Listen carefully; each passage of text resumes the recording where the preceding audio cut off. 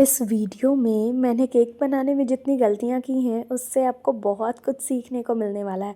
सो पूरा वीडियो को ज़रूर देखना, उस गलतियों से कैसे बचना है और साथ ही साथ अगर वो गलतियाँ हो जाए, क्योंकि बहुत ही कॉमन मिस्टेक है। तो चलो वीडियो शुरू करते हैं। Welcome back to my channel Veera's cake delight और उम्मीद करती हूँ कि ये वीडियो आपके लिए बहुत बहुत हेल्पफुल होने वाली है। तो देखिए, सबसे पहले यहाँ मार्किंग के लिए मैंने स्केल हाथ में रख लिया है और स्केल से मेज़रिंग कर रही हूँ, मीन्स लाइन लगा रही हूँ। आप चाहें तो पैलेट नाइफ़ का यूज़ कर सकते हैं जो बड़ा वाला है। तो मैं टाइम बिना वेस्ट किए हुए क्रम्ब कोट एंड ये सब के अलावा मैं डायरेक्ट केक डेकोरेशन पे ला रही हूँ, जिससे कि आप केक डेकोरेशन सीख पाएँ। और मैंने ये क्यों किया, क्या रीज़न है, सारा कुछ बताऊँगी वीडियो में और क्यों ऐसा करना चाहिए। तो पूरा वीडियो को ज़रूर देखना, बहुत ही यूज़फुल है। तो देखिए, यहाँ पे मैं मार्किंग कर ली। अब पैलेट नाइफ़ से तो सबसे इम्पॉर्टेंट बात, कभी भी आप मार्किंग वाली केक बनाएं, चाहे वो कार्टून कैरेक्टर हो या किसी अदर चीज़ की, तो सबसे इम्पॉर्टेंट बात है ना कि आपका केक जो है वो प्रॉपर सेट होना चाहिए। आप देख रहे होंगे नीचे के फिनिशिंग में, जब मैंने मार्किंग किया तो वो बस हल्का सा मार्क पड़ रहा था। अगर केक सेट नहीं होगा तो वहाँ पर से क्रीम काफ़ी ज़्यादा दब जाएगा, क्योंकि क्रीम सॉफ्ट होता है और सेट होने पे क्रीम जो है वो काफ़ी स्मूथ और सेटल्ड हो जाता है। तो वो ना ऊपर से उखड़ेगा नहीं, जो कहते हैं ना जब आप प्रेस कीजिएगा तो ऊपर से निकलेगा नहीं। तो इसलिए केक का प्रॉपर सेट होना ज़रूरी है। और देखिए, ये रही मेरी पहली गलती, जो कि मैं धीरे धीरे इसमें गनाश तो डाल रही थी, पर कितना भी सावधानी से मैं डाल रही थी। थोड़ा सा वीडियो को फास्ट फॉरवर्ड किया है यहाँ पे, क्योंकि मैं बहुत ईज़िली और एकदम आराम से डाल रही थी, पर फिर भी ना एक दो ड्रॉप इधर उधर गिर ही गया। वो भी जब मैं रख रही थी तो बाउल से नीचे गिर गया। तो देखिए, दूसरी गलती, दूसरा ड्रॉप गिर गया। तो अब आती है बारी कि आप पूछोगे, इतनी मेहनत कर रही हो तो क्यों ना इसे फॉन्डेंट से कर लिया या फिर ड्रॉप वाले फ्लावर से कर लिया, जैसे नॉर्मली ब्लैक होता है।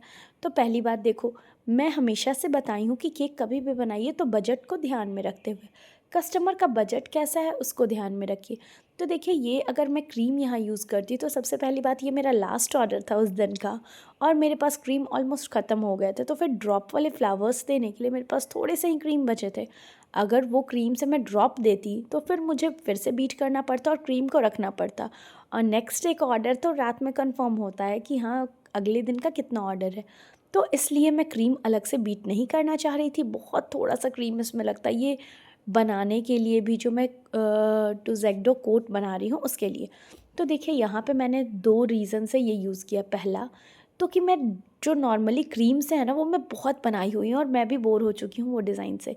तो यहाँ पे गनाश जो ली हूँ, गनाश में मैंने रिफाइंड ऑयल थोड़ा सा डाला है, जिससे आप देख रहे होंगे इसका ग्लेज़ और शाइन कितना अच्छा है। तो जो एक्चुअली सूट होता है ना, वो सूट का जो थ्री पीस होता है उसका लुक बिल्कुल ऐसा ही होता है, वो शाइनी होता है।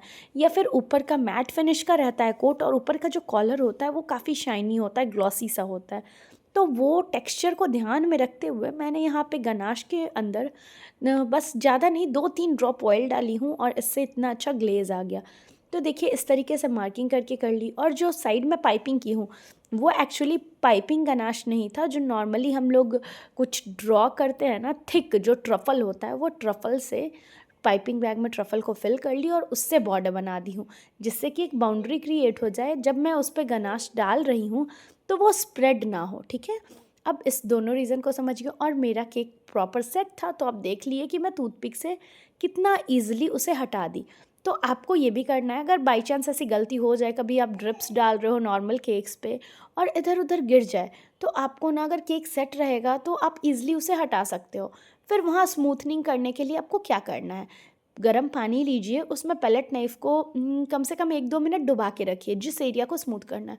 और उस पैलेट नाइफ़ से जो गरम आपने डुबा के रखा था, पूरा वाटर को मतलब स्क्वीज़ मत कीजिए, थोड़ा-सा बस हल्के हाथों से झाड़ लीजिए और फिर वहाँ पे एक बार पैलेट नाइफ़ चला दीजिए। तो जो अनइवन सा सरफेस बन गया आपका गनाश गिरने के चलते या कोई स्प्रिंकलर्स आपको हटाना है उसके चलते, तो वो स्मूथ हो जाएगा। अब गर्म पानी से होगा क्या कि जब आप गर्म पानी से आपका सेट किया हुआ केक के ऊपर रखेंगे, तो वहाँ की क्रीम मेल्ट होगी और वो ईज़िली फैल जाएगी। तो फैलने से जो टेक्सचर है वो स्मूथ हो जाएगा। फिर देखिए, यहाँ पे कम मैं फॉन्डेंट का यूज़ कर रही हूँ, चूँकि बजट फ्रेंडली केक मुझे बनाना है, तो मैं बहुत ज़्यादा फॉन्डेंट यूज़ नहीं कर सकती। तो देखिए, कई बार ऐसा होता है ना कि कस्टमर बस बोल देते हैं कि हाँ, मुझे केक चाहिए। अब उन्हें पता है कि मेरा केक इतने का जाता है, तो उतने में ही उन्हें वो केक चाहिए, वो डिज़ाइन चाहिए। तो अब आपको सोचना है कि वो डिज़ाइन, वो डेकोरेशन, आप फॉन्डेंट का बजट कैसे हैंडल कर पाओगे। तो अगर मैं ये कोट का कॉलर भी काट देती ना फॉन्डेंट से, तो बजट हाई हो जाता।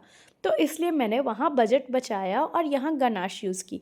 तो अब क्या है कि ये बो जो है वो बनाने में, थोड़ा बटन बनाने में बहुत कम फॉन्डेंट लगेगा। आई थिंक कि बस एक छोटा सा गोला कर लेते हैं, उससे बहुत सारे बन जाएंगे, क्योंकि मैं थिन थिन बना रही हूँ। आप देख रहे हैं ना, मैं हैंड से प्रेस कर रही हूँ और नीचे मैं थोड़ा सा गनास डाल दे रही हूँ ट्रफल वाली, और उसे पेस्ट कर दे रही हूँ, जिससे कि वो बिल्कुल वहाँ पे स्टिक हो जाए और घिसके नहीं। जैसे थोड़ा टेम्परेचर ऊपर नीचे होगा, फ्रिज में रखाएगा, फिर घर जाएगा, तो वैसे में ना वो जो बटन है वो अपने जगह पे टिके रहेंगे, जो बो है वो भी अपने जगह पे टिके रहेंगे। तो इसी तरीके से मैंने पूरा जो बटन था कम यूज़ में, जो बटन है बो है वो मैं बना ली हूँ। तो सिंपल सा इजी मेथड है, आप भी इस तरीके से केक डेकोरेशन कर सकते हैं। अब देखिए 1 पाउंड का केक है हमारा, मोस्टली होम बेकर का ना प्राइस फिक्स होता है। हाँ, अगर कोई हैवी डेकोरेशन चाह रहा है तो उसमें आप क्या है चार्जेस जोड़ सकते हैं, पर बहुत ज़्यादा हैवी नहीं है, तो कस्टमर को भी आपको ऐसा फ़ील नहीं करवाना है कि अरे मैंने आपसे बहुत ज़्यादा चार्जेस ले लिए। आप कोशिश कीजिए कि ऐसी डेकोरेशन कीजिए कि उसी में आपका मैनेजेबल अमाउंट निकल जाए। तो देखिए जैसा मैंने बताया, मेरे पास चूँकि क्रीम बहुत कम थी, तो यहाँ सिंपल सी मैं क्या की कि अगर डायरेक्ट मैं अप एंड डाउन करते हुए थोड़ा आगे एक्सीड करके फिर पीछे खींचती ना, तो काफ़ी क्रीम लगती।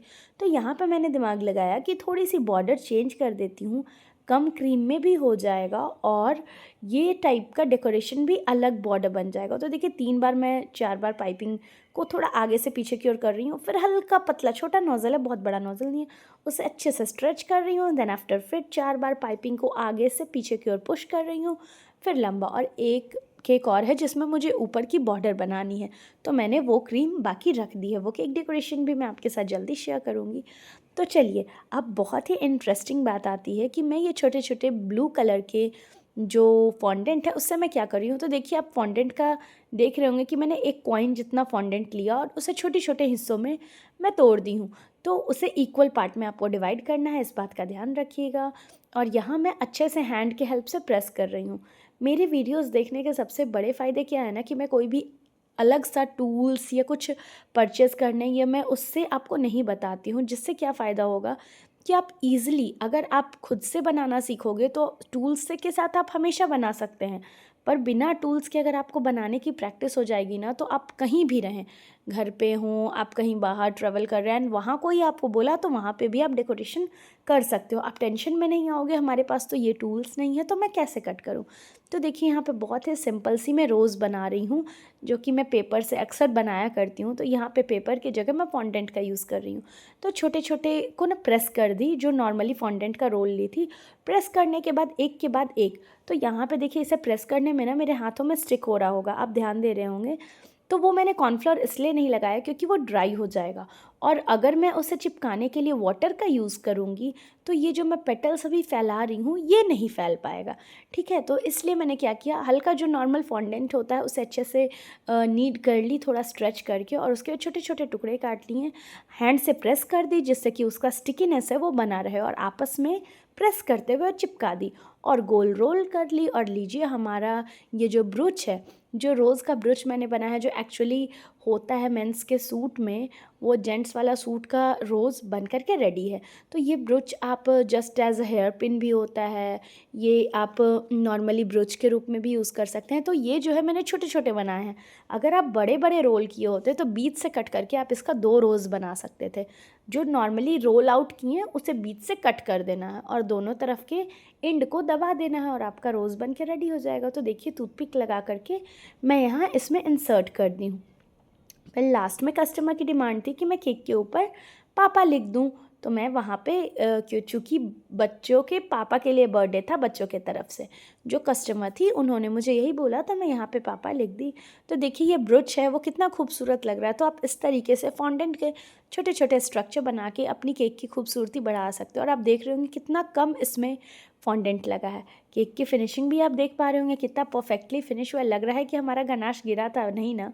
तो देखिए ये छोटे छोटे ट्रिक से आप इजीली केक डेकोरेशन कर सकते हैं बहुत ही आसान तरीके से, और एक परफेक्ट होम बेकर बन सकते हैं बिना किसी कमी के अच्छे तरीके से। तो देखिए फ्रेंड्स, अगर ये वीडियो पसंद आई होगी, हेल्पफुल रही होगी, तो एक लाइक तो बनती है मेरे एफर्ट के लिए, ये आपको न्यू केक डिज़ाइन सिखाने के लिए। तो मिलती हूँ अगले वीडियो में कुछ न्यू केक डेकोरेशन के साथ, न्यू टिप्स एंड ट्रिक्स आपके साथ शेयर करूँगी, जिससे आप भी इजीली घर में केक बना पाएँ और परफेक्ट होम बेकर बन पाएँ। अगर आप प्रैक्टिस कर रहे हैं तो धीरे धीरे समय लगेगा, पर आप ज़रूर एक सक्सेसफुल होम बेकर बन पाएंगे।